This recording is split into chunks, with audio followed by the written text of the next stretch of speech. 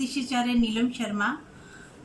आज हम बात करेंगे ग्रह में शनिदेव। जी हाँ, ब्रह्मांड के 3 ग्रह सबसे अधिक बलशाली माने जाते हैं, बड़े माने जाते हैं, जिनमें हम मानते हैं शनि सबसे बड़ा प्लैनेट है और सबसे दूर और धीमी गति से चलने वाले हैं।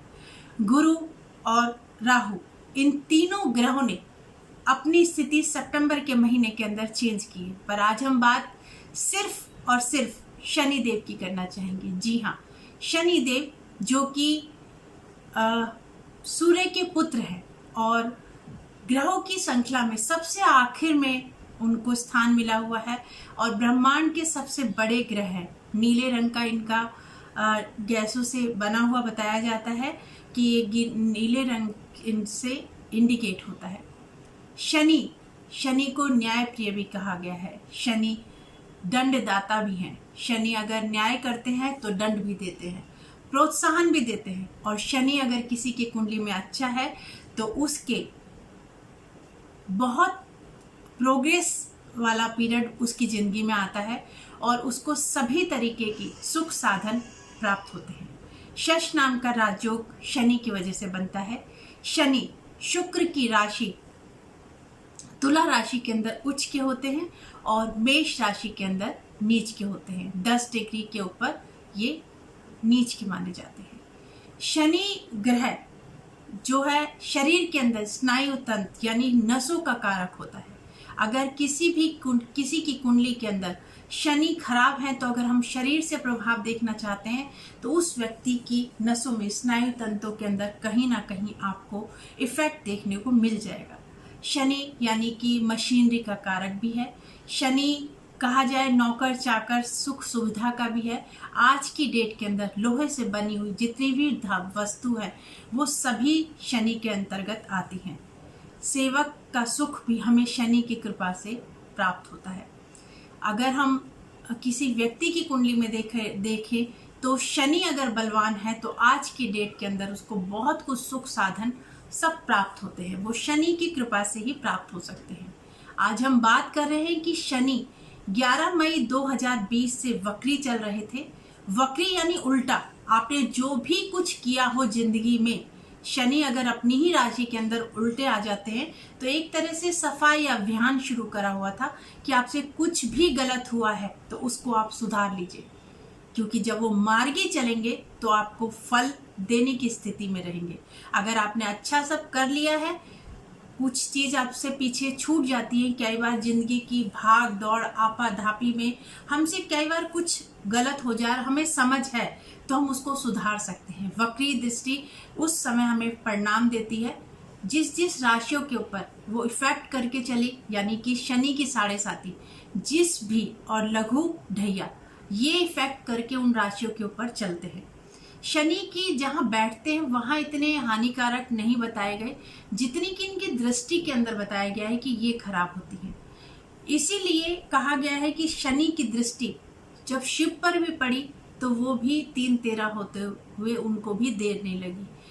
शनि ने अपनी दृष्टि से सूर्य को भी नहीं छोड़ा। शनि सूर्य का योग जिनकी कुंडलियों के अंदर भी होता है वहां मैंने अपने अनुभव के अनुसार देखा है कि अनिष्ट अवश्य होता है। वो जिस भाव पर बन जाए, वो खुद पर हो, फादर पर हो, संतान पर हो, वहां से हानि जरूर देखी गई है।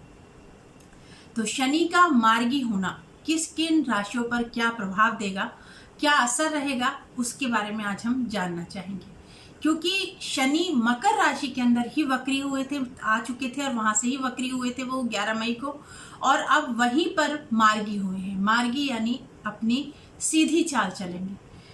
जो व्यक्ति पीछे देखता है अगर कुछ गलती हुई है और उसको सुधार लेता है तो मार्गी स्थिति के अंदर वो अपना प्रोग्रेस करता है और उसका प्रोग्रेस का पीरियड शुरू हो जाता है। क्योंकि कोई चीज अगर हमारी बिगड़ रही थी किसी कारण से, उसको हम सुधार के आगे बढ़ते हैं तो सही रहेगा। शनि अपनी राशि के अंदर है तो मेहनत कश को परिणाम अवश्य देंगे। शनि का नेचर है कि वो कभी भी ईमानदार और मेहनत कश इंसान को पीछे नहीं रहने देते। और ये वो समय है कि ऐसे कोई भी व्यक्ति जो साइलेंटली कहीं अपना प्रोग्रेस कर रहे थे, किसी की निगाहों में नहीं थे, वो अचानक से आप देखेंगे कि उभर के आएगा। ये इस समय हम ये भी मान सकते हैं कि अगर काल पुरुष की कुंडली ले, अगर हम ज्योतिष में ये सब मानते हैं कि काल पुरुष की कुंडली में शनि का स्थान 10वां और 11वां आता है। कर्म करो और लाभ, जैसा कर्म वैसा लाभ आपको अवश्य प्राप्त होगा। तो शनि देव अपने कर्म स्थान पर आ चुके हैं, वक्री की जगह उनकी जो है दृष्टि मार्गी है। तो कोई ना कोई मेहनत का इंसान या कोई भी तरीके का ऐसा व्यक्ति जिसका टैलेंट छुपा हुआ था, वो अब आप देखेंगे कि वो उभर कर सामने आ रहा है।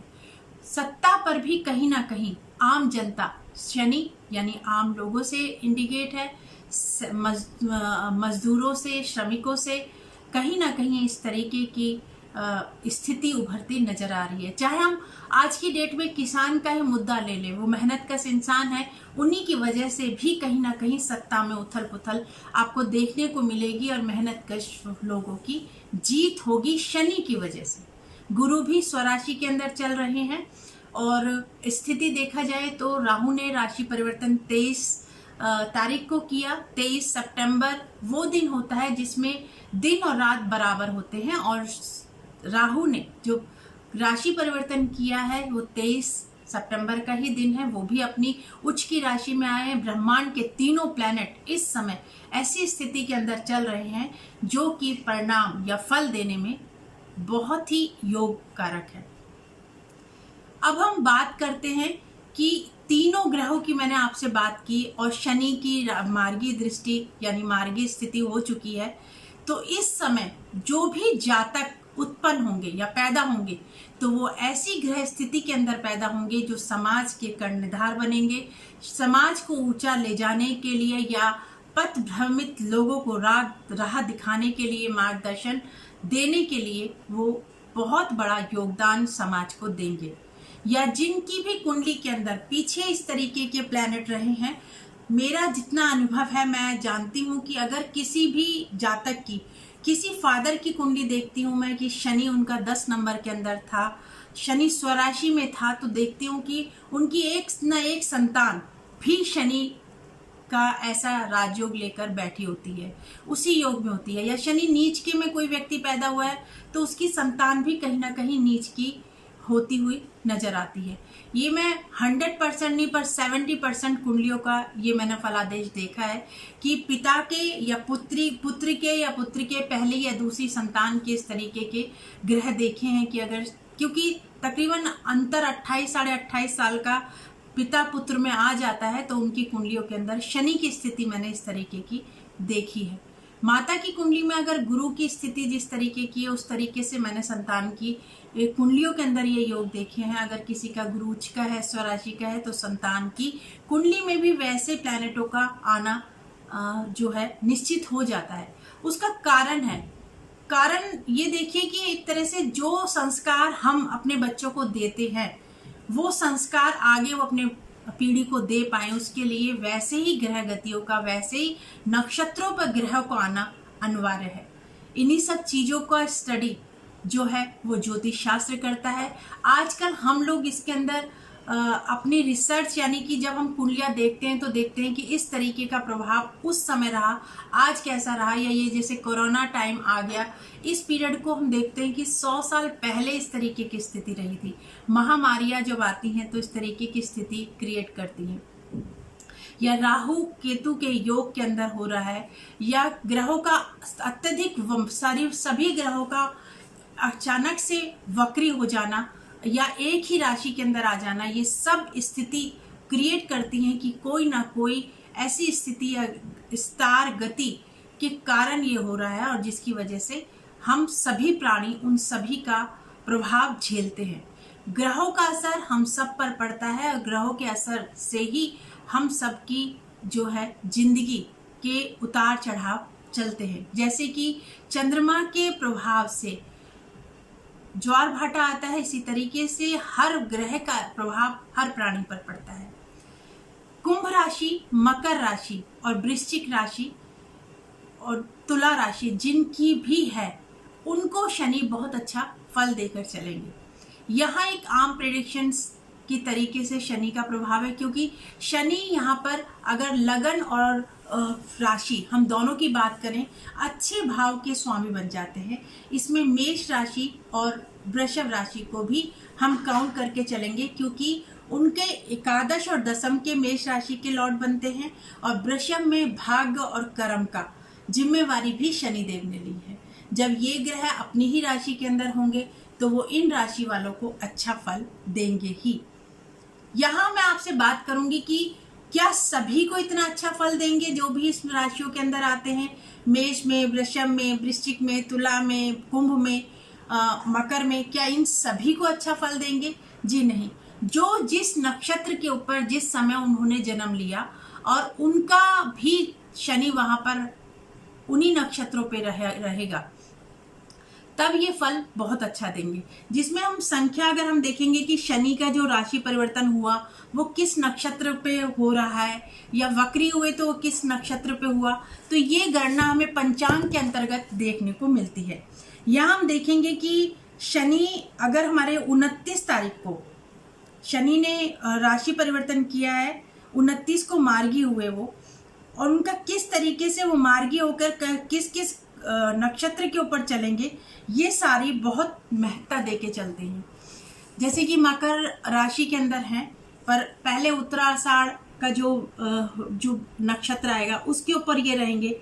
इसके बाद ये उत्तराषाढ़ पर रहेंगे 24 दिसंबर, चौथे चरण, तीसरे के अंदर अब ये मार्गी हुए हैं, और 24 दिसंबर को उत्तराषाढ़ के अंदर चौथे चरण के अंदर आएंगे। जिनका भी तीसरे चरण में जन्म हुआ है उनके ऊपर इसका असर अधिक पड़ेगा। जिनका चौथे चरण में 24 दिसंबर के बाद से रहेगा, 22 जनवरी को श्रवण नक्षत्र वालों पर इनका असर रहेगा, जिनका पहले चरण के अंदर जन्म होगा।